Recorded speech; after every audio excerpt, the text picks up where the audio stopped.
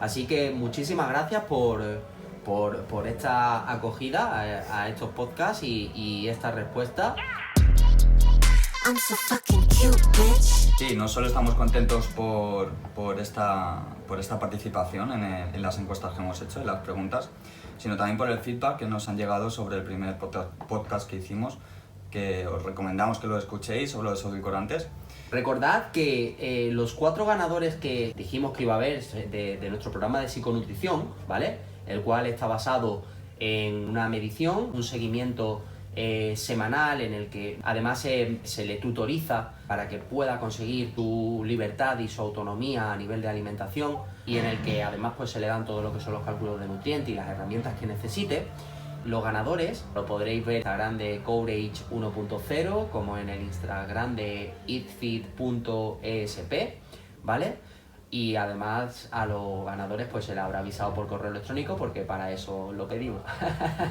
Vamos a decir primero de qué iba las preguntas que pusimos para los oyentes que no hayan participado y que sepan un poquito de qué vamos a hablar. Podéis contactar con nosotros en cualquier momento a través de nuestras redes sociales, en nuestro número de teléfono, el 639-782882, ¿vale? Y para poder resolver cualquier duda que tengáis. 2 personas con el mismo peso están igual de saludables. 91% dicen que no están igual de saludables. Queremos desarrollar la respuesta. ¿Pero es sí o no?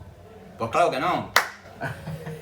¿Por qué no es igual? Tenemos que separar lo que hemos dicho, el tejido adiposo y el tejido muscular, que es lo que más va a variar el peso, aunque va a depender de muchos factores, pero es lo que más va a variar. El tejido adiposo, que es la grasa, va a tener una función de reserva energética. También vamos a tener las vitaminas liposolubles, la A, la D, la E, la K.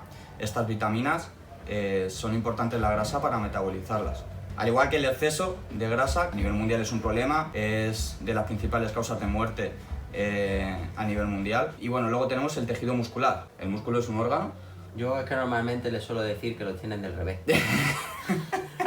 Entonces... Lo que queríamos decir es que el músculo no tiene solo esa función, si podemos decir función estética, sino que también tiene una función endocrina que libera hormonas como las mioquinas, tienen un proceso antiinflamatorio, anticancerígeno, regula mejor la glucosa en sangre. Por eso a los diabéticos se les dice que tienen que entrenar fuerza, ¿vale? Para así mejorar esa absorción de la glucosa en sangre.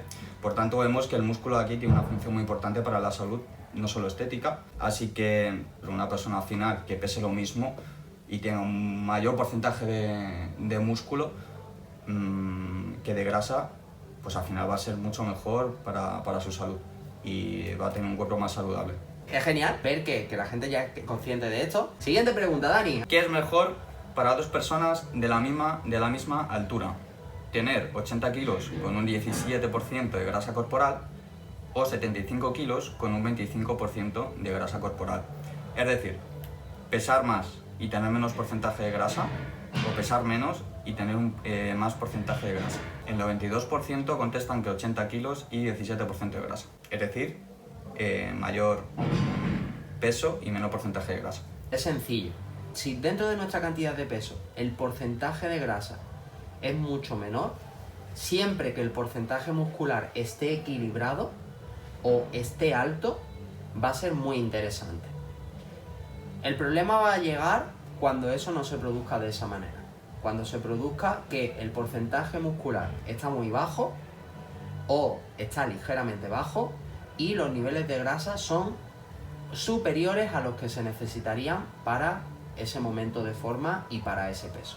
Por tanto, sí, es cierto, tener 80 kilos y un 17% va a ser mucho más saludable a priori, siempre que se cumpla el tema de la masa muscular, que lo otro. Exactamente, o sea que al final va a ser lo de siempre, el músculo va a depender del músculo. Entonces, esa pregunta va a depender del músculo. Exacto. Vale. La verdad que me alegro de estas respuestas, porque ahora mismo vivimos en una sociedad donde damos demasiada importancia al peso, a la báscula, y la báscula es solo un indicador, un factor más, y ni mucho menos el más importante, porque ese peso va a ser multifactorial, es decir, incluso, sobre todo en mujeres, donde ese peso va a tener más un contexto hormonal, ¿vale? Y va a variar muchísimo. No sé si será tu caso, pero yo me encuentro muchos comentarios, ahora que llega el verano, pues necesito bajar 4 kilos para verano, tengo una boda con una comunión y necesito bajar kilos. A mí me da pena esos comentarios porque al final no vas a aprender a comer, vas a tener como resultado la utilización de productos sustitutivos, incluso puedes no llegar al objetivo y frustrarte, luego lo vas a recuperar con mayor facilidad porque te va a crear una ansiedad. Entonces hay una pérdida de tiempo, de dinero y sobre todo de salud, no solo a nivel físico, sino sobre todo a nivel mental. Durante un tiempo te puede servir y de hecho se observan muchas personas que a lo largo de su vida han hecho muchos tipos de dietas, muchas dietas de estas restrictivas, excesivas y demás, que siempre al final terminan pues diciendo lo mismo, ¿no? Es que yo al principio esto sí me funcionaba y sí iba bien y perdía y tal, pero es que ya llega un momento en el que no solo no pierdo, sino que de buena primera me pierdo, pero es que cada vez lo recupero más rápido y me pongo aún más grande. Entonces, cada vez estoy más atrapada. Esos términos cortoplacistas están muy bien que se den cuando las bajadas son muy mínimas, pero sobran 3-4 kilitos, pues a lo mejor ahí sí se puede hacer de una forma un poquito más rápida, de una forma puntual, porque esa persona tenga un nivel muscular bueno. Pero lo normal no es ver ese resultado cortoplacista, sino buscar un resultado a largo plazo a partir de la educación y que dentro de esa educación alimentaria incluyamos diferentes alternativas que nos permitan en un momento dado hacer cosas puntuales para reducir una ligera cantidad mayor de grasa o de peso que la que solemos perder de una forma natural. Pero para nada recomendable hacer todo el rato posiciones y estrategias cortoplacistas porque te puede llevar a un susto, no ahora, sino cuando pasen 20 o 30 años Sí, claro. desde que eres joven. No, yo creo que el pensamiento del ser humano es eso, ir a algo rápido, sencillo, sin coste alguno. Y eso también se ve en la nutrición.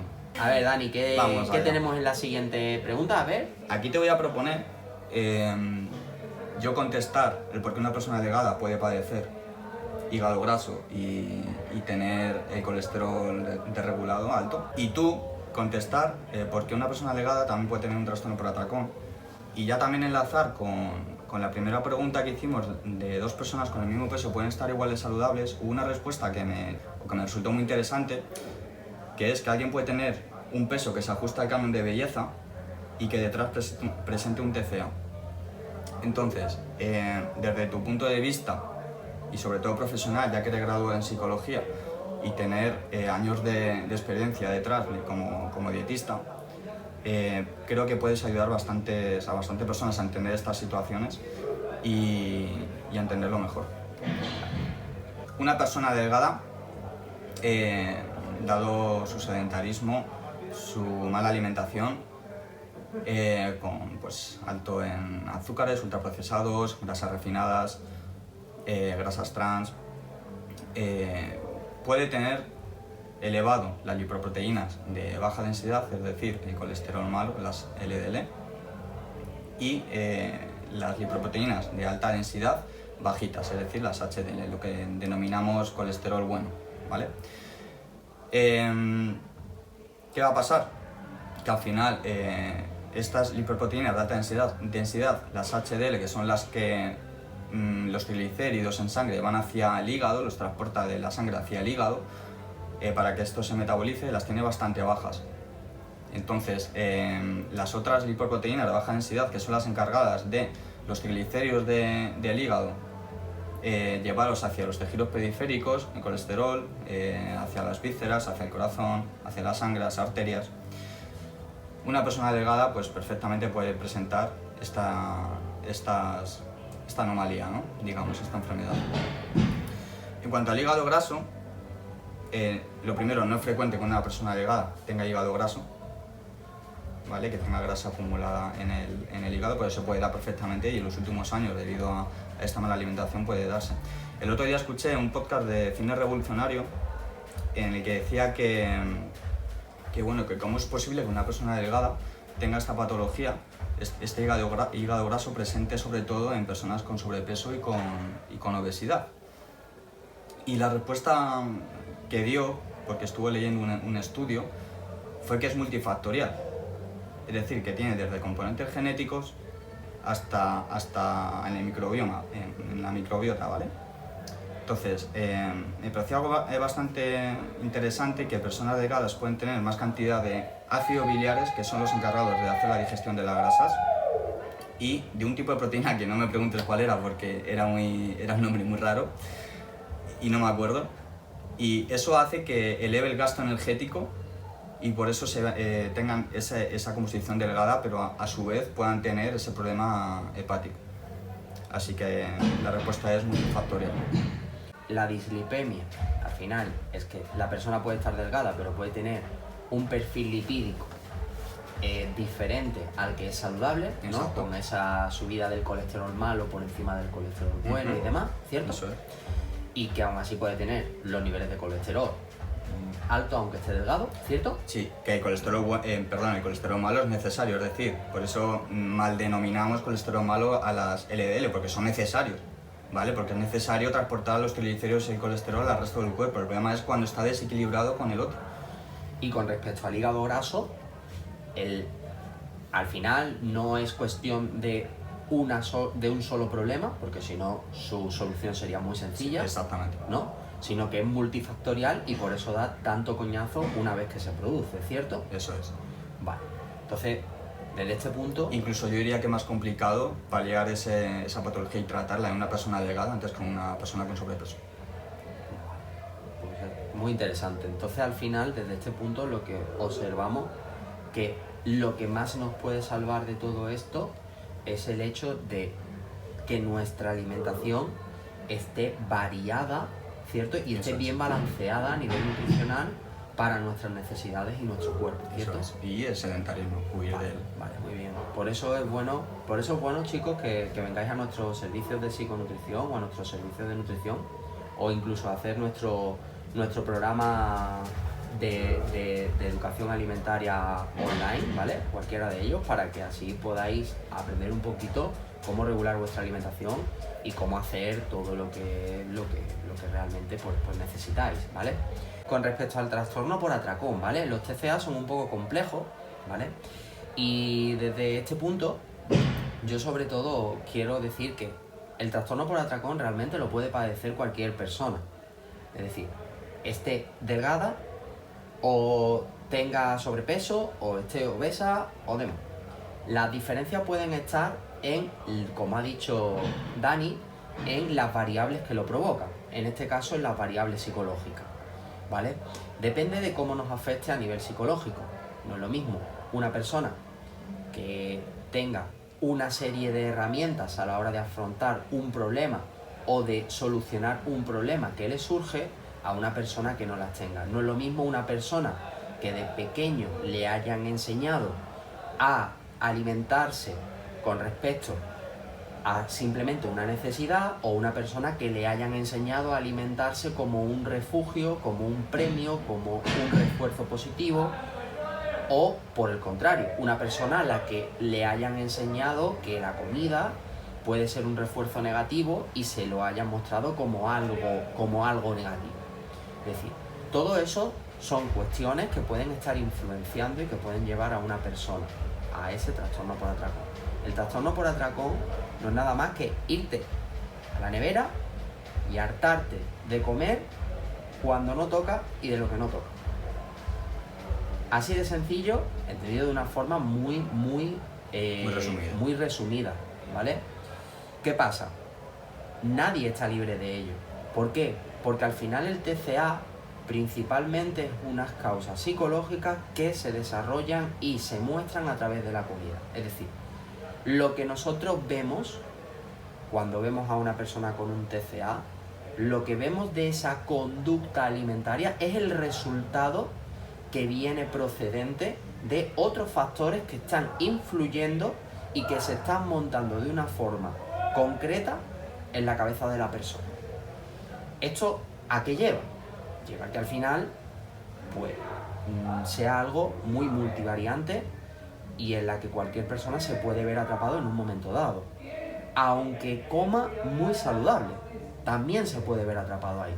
Por tanto, no es algo a lo que hay que tener miedo, para nada, pero por eso hay que saber administrar y ver muy bien las razones por las que comemos y las conductas que nos llevan a comer, y entender que no solo es cuestión de comer, porque en nuestra sociedad actual podemos comer cuanto y como nos dé la gana, pero hay que saber analizarlo por tener responsabilidad hacia esas cantidades que nosotros podemos comer. Entonces, partiendo de ahí, quiero llegar un poco a la pregunta que hacía Dani. A ver, alguien puede tener un peso que se ajusta al canon de belleza y tras presentar un TCA. Es decir, que puede comer 100% saludable y hasta ahí tener ese trastorno que... Absolutamente. Es decir, desde ese punto se puede dar un TCA y se puede dar a la misma vez que ese TCA un cumplimiento con el canon de belleza, ¿vale? Igual que se puede tener el canon de belleza y se puede estar saludable. Es decir, que no queremos decir y no queremos ir a la conducta alarmista. Sí, el problema de esta persona, perdona que te corte, el problema de esta persona yo creo que es que cuando se salen de esa alimentación súper saludable es cuando se sienten súper mal, es cuando hay esa negatividad, hay ese mal comportamiento con la comida. Y es algo que cuando pasa eso hay que ponerse en manos de un profesional. Exacto. Es decir, al final hay que entender que puedes tener un peso saludable, ¿vale? O mejor dicho, un peso estético aceptado, y que realmente detrás de eso haya también un TCA. ¿Por qué? Porque se produzcan miedos a volver a coger el peso que tenía, miedos existentes a el hecho de no verte como te ves ahora, porque resulta que si no te ves así no te sientes tú. Se pueden dar muchos factores dentro de lo que son la serie de situaciones psicológicas que puede acompañar a la persona, ¿vale? Y que tampoco hay que entrar en alarmismo. Lo que hay que ser es consecuente y ver realmente el por qué mantenemos ciertas cosas. Oye, pues no pasa nada, es decir, no tengo un TCA porque me quedé una noche sin comer, o porque un día o porque me vaya de vacaciones con mis amigos y en el buffet del hotel me dé por ponerme como la cerdita Peggy o como Homer Simpson, que no estamos hablando de eso. Estamos hablando de que se puede dar. ¿Hay algún tipo de persona que es más propensa a este tipo de trastornos? Como por ejemplo, yo que sé, la búsqueda del perfeccionismo. Da para otro podcast, da.